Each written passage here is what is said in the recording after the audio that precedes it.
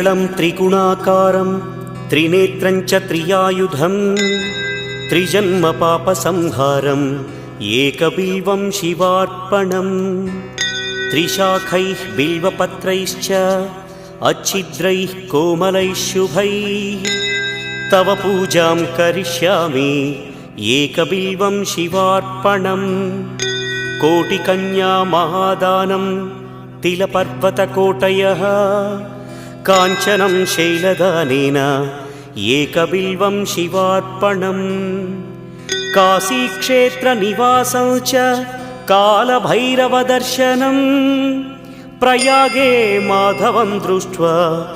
एकबिल्वं शिवार्पणम् इन्दुवारे व्रतं स्थित्वा निराहारो महेश्वर नक्तं हौष्यामि देवेश एकबिल्वं शिवार्पणम्।